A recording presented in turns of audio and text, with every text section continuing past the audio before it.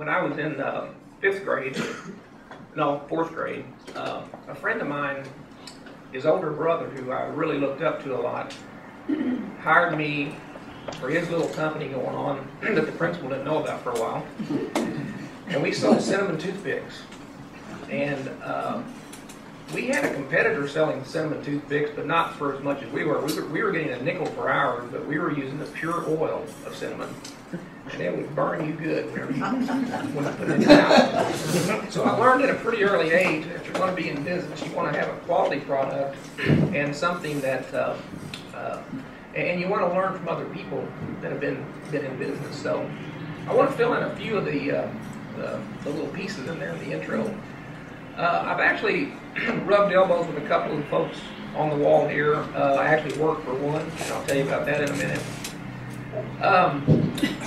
Let's go to the prison part first, because sometimes I get a little nervous about that. I actually was working on my master's degree at the time that I was working at the Vienna Correctional Center, and we did have a small ethanol production facility there, and we were teaching inmates how to make ethanol from corn. However, I think I learned more from them about making ethanol because the state hired me to test the alcohol concentrations of all the hooch that they found throughout the prison. And really a lot of new ways to ferment things. But what I was working on there on my for my graduate degree was I was actually trying to make lysine using bacterial fermentation. At the time, lysine is an amino acid. It's a building block of protein, and it's the most limiting amino acid in corn diets for pigs. And I was a pig farmer growing up. So at the time, all the lysine was being made in Japan. And I thought, well, gosh, if I could make it here, I could start a business someday. And that was my goal. I worked for about 3 years. I even used about 6 or 7 inmates that worked with me on this project because we were going through thousands of petri dishes looking for the right organism to produce this lysine. Well, anyway, I got within the Japanese, I got within about 2/3 of what they were producing. And I thought, man, I'm almost there. All I got to do is just a little bit more, and I think I can, you know, by the time I don't have to ship it all the way overseas, I think I can compete with them. Well, about that time, I got sent to Lexington, Kentucky to go to an ethanol school, an alcohol fuels workshop. And lo and behold, I ran into Pierce Lyons. And it wasn't but about 6 months later or so that I went to work for Pierce. Of course, I was blown away by his dynamic personality. Most of you, and probably all of you, know Pierce. That was in August of 1986. And I remember sitting in Pierce's office one day and I said, you know, Pierce, I've been working on this lysine project. And I told him all about it. Of course, we were getting ready to get into the animal feeds business at Alltech. At the time, we were doing a lot of products for distilleries and things like that.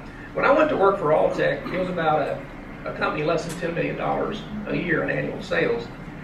And in fact, I remember having a party in the lab the first month that we had $1 million month. So I remember exactly the time frame. And I went and I said, well, Pierce, if you're going into the feed business, I've been working on this product for about, I don't know, 3 or 4 years, and I'm almost there. We could produce this and go into business. And he started asking me questions about it. I said, yeah, you take, you know, sugar, which might be around, you know, whatever it was at the time, 25 cents a pound or something like that. And I told him how much the conversion was. And I said, at the end of the day, you get this pure white powder, and we can sell it for $2 a pound. He said, well, Curt, that's really good. He said, let me teach you something. He said, let's not extract the lysine from the bacteria. Let's sell the bacteria, and we can get about $100 a pound. I said, enough said. I think I learned my lesson here. So, but the neat thing about working at Alltech, in all honesty, was, well, I grew up on a farm. I grew up around, I would say, you know, anybody's a farmer or grew up on a farm or around a farm, they're entrepreneurial as they can be. They're always trying different things. It was no different for me growing up. You know, my granddad, as I mentioned, he made brooms, grew his own broom corn, made brooms. My dad worked on TVs and radios. So I was always around that kind of thing. But what was neat working in Lexington with Pierce is that he taught me that you really have to be aggressive in your thinking. You have to think outside the box, and you can't worry about making mistakes. And if you know anything about entrepreneurs, it's not that we're really any smarter than anyone else. It's just that we're willing to get back up from our mistakes, and we're willing to persevere at a time when a lot of people wouldn't persevere. Imagine Kentucky or even America if it didn't have entrepreneurs. I don't think you could even have an America without entrepreneurs. They are so important to our, well, everything we stand for, but especially our economy. And if you think about it, as our economy continues to grow out of this recession, it will be because of the entrepreneurs. And some of these entrepreneurs run a very small business and some run very large businesses. But all entrepreneurs have the same thing in common. Like I said, they're willing to think outside the box. They're willing to persevere when no one else would. And I just tip my hat to everyone in this room who's being honored tonight, the emerging entrepreneurs. I tip my hat to the ones that have really shown what can happen and have done things on a large scale. I have to say that the other thing about entrepreneurs that I really like is that anytime you go to one, as someone starting out, they will always take the time to talk to you.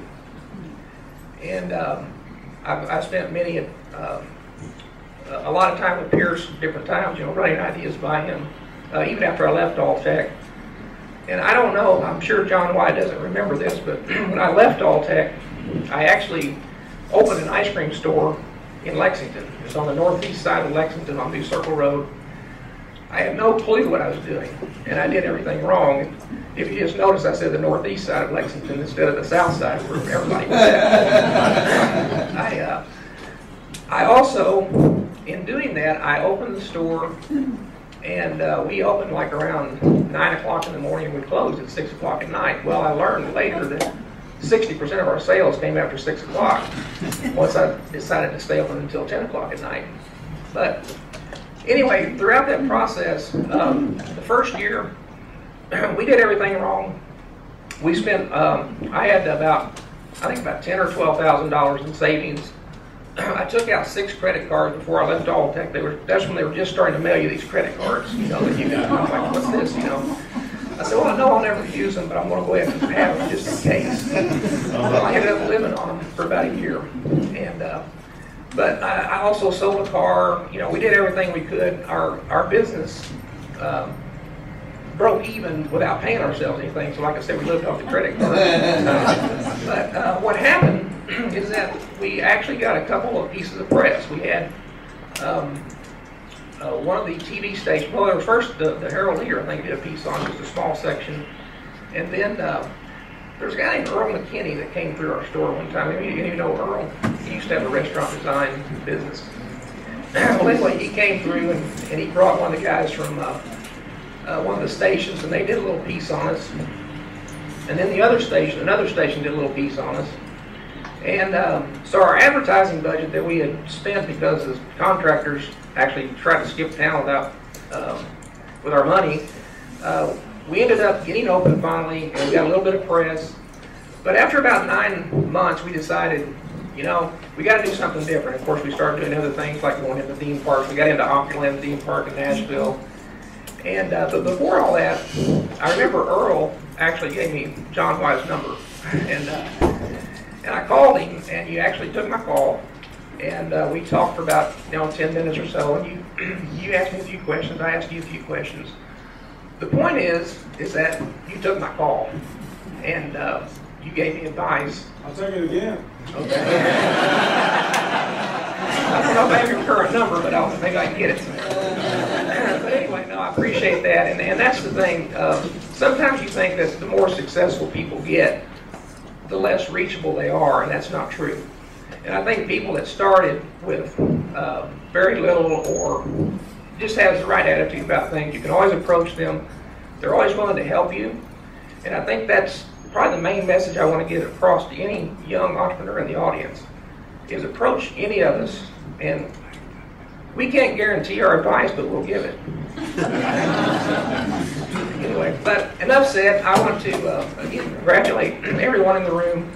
And it's an honor to be asked to speak at this. When I saw who was being inducted tonight, I wanted to be here. And anyway, again, thank you for having me, and I'll look forward to meeting all of you. I appreciate it very much.